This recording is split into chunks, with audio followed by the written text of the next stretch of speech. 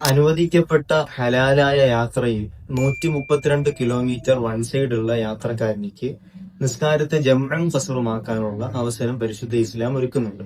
ഈ അവസരത്തിനെ മറികടക്കുന്ന ചില ഓവർ സ്മാർട്ടുള്ള ആളുകളുണ്ട്. അതായത് 132 കിലോമീറ്റർ ഒക്കെ ഉള്ള യാത്രയായിരിക്കും മൂപ്പരുടെ, പക്ഷെ ആൾക്ക് ജമ്മു കസറൊന്നും വേണ്ട.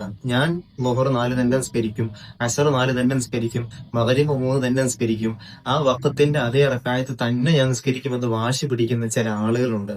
അള്ളാഹു നമുക്കൊരു ഇളവ് നൽകിയിട്ടുണ്ടെങ്കിൽ അതിന് പരിപൂർണതയേക്കാൾ പ്രതിഫലം, അല്ലെങ്കിൽ പരിപൂർണതയോട് അടുത്ത് നിൽക്കുന്ന പ്രതിഫലം അള്ളാഹു ആ ഇളവിൽ നമുക്ക് നൽകുന്നുണ്ടാകും എന്ന കാര്യത്തിൽ സംശയമില്ല. ഒരു യാത്രക്കാരനിക്ക് അള്ളാഹു താൻ നൽകുന്ന ഈ ഇളവിനെ മറികടന്നുകൊണ്ട് ഓവർ സ്മാർട്ട് കാണിക്കുന്ന ചില ആളുകളോടാണ് പറയാനുള്ളത്.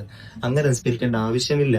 ജംഉം ഖസ്റും അള്ളാഹു നൽകിയത് യാത്രയുടെ സുഗമമാകുന്ന പോക്കുവരവിന് എളുപ്പത്തിന് വേണ്ടിയിട്ടാണ്.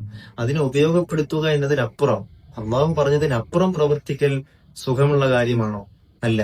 ആയതിനാൽ നിങ്ങളോ നിങ്ങളുടെ സുഹൃത്തുക്കളോ ഇത്തരക്കാരാണെങ്കിൽ അവരോട് ഇത് ഷെയർ ചെയ്തിട്ട് തിരുത്താൻ പറയുക.